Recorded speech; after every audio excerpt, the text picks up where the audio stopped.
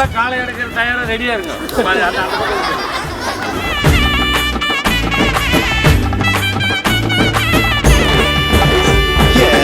வட்டக்கல்ல தூக்க நிப்பதாரு, வீரம் உள்ள வாலிபத்தை பாரு. சிலம்பத்தான் கையில வச்சு சுத்துறது யாரு? கிராமத்துல மாத்திகளை நீயும் இப்ப பாரு.